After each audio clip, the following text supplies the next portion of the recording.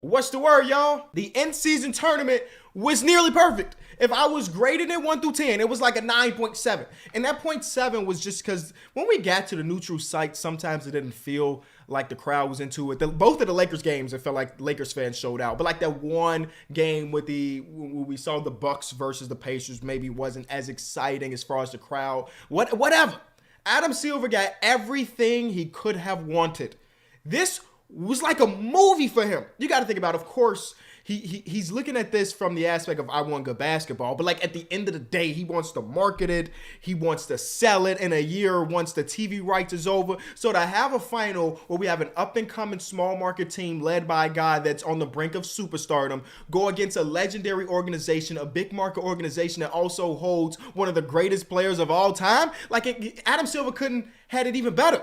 And then the Lakers going on to win it. It's just, again, Adam Silver's probably really, really happy. Now, I'm recording this as things are going on. They're about to announce who wins the MVP. I'm not sure who it's going to go to because the entire tournament, it's no doubt Bron. But that finals game, Anthony Davis was the one of the best Anthony Davis performances ever. And of course, that is saying a lot because Anthony Davis has a ton of amazing performances. The only unfortunate part is because this is an in-season tournament final, it gets lost in the ether, just like a play-in game. Like, it's hard to find those stats. So he had, a 40, 20, and 5 game. Ridiculous stat line. He was everywhere. As great as he was offensively, because he ended with 40 points, the defense is where he had his best thing. I'm going to pause for a second because they're about to announce the MVP. It's so funny to see, the younger players react to it. You see Jackson Hayes is turning up. LeBron, yeah, we like this and all, but this ain't really the end goal. Outstanding play throughout the entire tournament. Oh, it's entire tournament. To a man who, frankly, there's nothing else to win. He said entire tournament. Ain't no ifs, ands, or buts about it. Give it to him right now.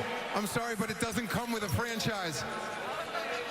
I'm sorry, but it doesn't come with the franchise. That's crazy. Ah! Shout out Bron. All right, it's official. You want to know the super crazy part about this? In a couple years, in a million years, whenever LeBron retires, this in-season tournament MVP award will be named after him. It will be. Every other historic player or super historic player has an award named after them for the most part. And now that we're adding new awards, you're not going to rename the DPOY. You're not going to rename the MVP.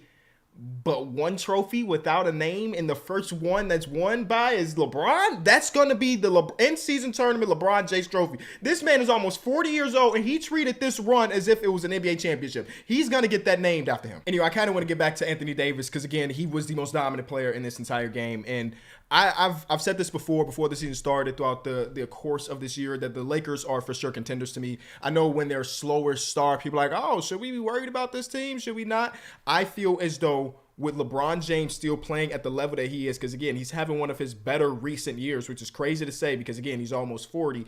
And when Anthony Davis playing the way he does, this team has a ceiling of an NBA championship. Now, players 3 through 10 or 3 to 15, we have to figure out completely. But Austin Reeves, since switching over to the bench role, has looked amazing. In this one, people calling it his flu game because he ended up with, 30-ish points, 28-ish points, when before the game it said that he was going to give it a go because he had been bedridden the whole time.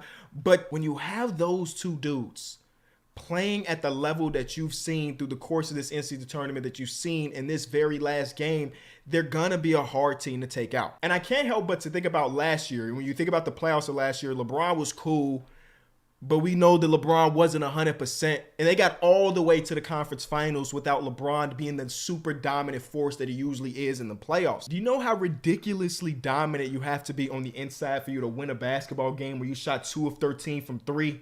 2 of 13 from 3. I think they made their first three-pointer like the third or fourth quarter. Now, obviously, it's not a perfect team. That's one of the complaints, right? They're a low-volume, low-percentage three-point shooting team. But the other stuff, the defensive capabilities from pretty much 1 through 5 on many different lineups, and to have players like Bron or AD that can completely take over. Like there's parts in that Pelicans game where Bron hit those 3 back-to-back threes. That is taking over a game. Anthony Davis's defense by itself is like, no matter what, I'm going to end up with having us a top 7 to 5 defense. And to have the people around him also be locked in. This is a team that funnels in the offense like, hey, you got to go meet Anthony at the rim. And Anthony's one of the best in the world when it comes to protecting that basket. I've said this years and years ago, that if Anthony Davis ended up ending his career with 0 DPOYs, that would be a travesty. because he's one of the top 3 defensive players in the world. And you saw that on national TV today. He was everywhere. You've seen it on national TV all season. You've seen it. Now, obviously, his health is always a big thing. This year, he's been really healthy, even though he got banged up in this. You're like, oh, no, it's not happening, is it? He's been healthy.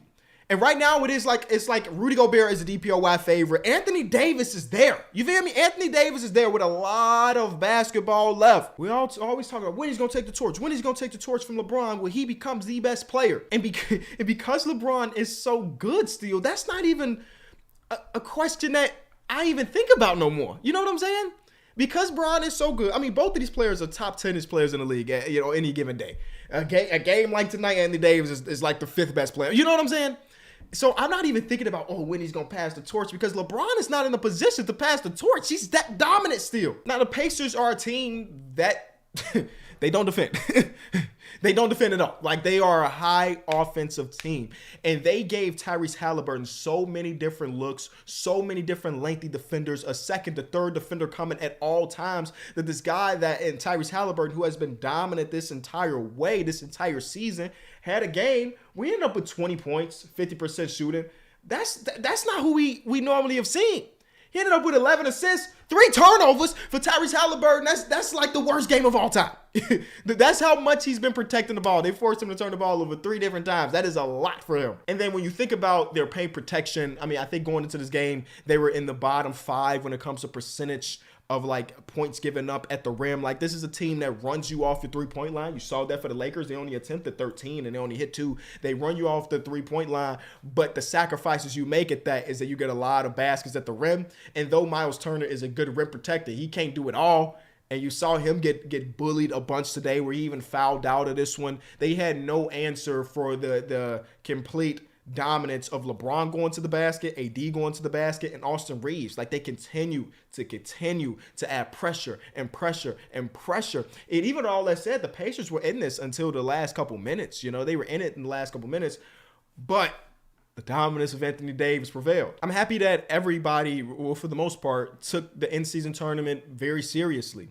And I would expect next year to be even more intense from every team, really, because I believe that first week of the in-season tournament, I definitely remember some teams, not that they weren't taking it serious, but they didn't think about the point differential. They didn't think about it like that. And then towards the end of it, they like, oh my God, we're up by 30 points. We need to foul Andre Drummond. You know, so I think that next season, because we understand how the point differential work or how this and that work, we're going to see all 30 teams completely lock in for the common goal, because a team like the Indiana Pacers, who a lot of people believe is like a playoff team, got all the way to the NBA Finals. You didn't have to be a contender, a NBA championship contender, to make a deep run. And you think about the money attached to these players. I mean, for the most part, everybody that walked out of here got paid. What was it? $100,000 for making it to the finals. Of course, $250,000 to make it to the finals. $100,000 to make it to Vegas, and then $500,000 to the actual winners across the board. So like, the money is there. And based on what we just saw with the Lakers and Bron and some of the most respected players in ball taking it real serious, we will continue to see that. I wonder if Adam Silver and them are going to make any adjustments to it, because I personally did not love the courts. I can't be the only one. And I actually saw that Adam Silver said today that when it comes to the NBA Finals, they're going to put the Larry O'Brien in the middle again, just like when I was a kid, which is dope. But he also said there's going to be a pop of color. And I'm like, Adam, we don't need it. I don't know a single person that's looking at that court and is like, I actually want to watch basketball now because the courts is green and red and blue and all. No. You can keep the courts the same, but you can continue to put the Larry O'Brien in the middle. That's all we want. 109 points is what the Pacers scored. The first 2 games of the season, they didn't score a bunch of points. I'm sorry, that was not the first game of the season, but somewhere in the beginning of the season, they had a couple 104s. But since then, I mean, they've been the best offense of nearly all time. And the Lakers holding them to 109 is the least amount of points they've scored since the beginning of November. They went a whole month of putting up 120s, 130s. Where's that one game? 157, 130. Oh, that's the Pistons. 144. Like, and that was without Tyrese Halliburton. They put up 144 points. Like, them holding them to 109 is just like a really great defensive game. Let me know what you think about the Lakers, the in-season tournament, whatever it may be. As always, I'll be in the comment section.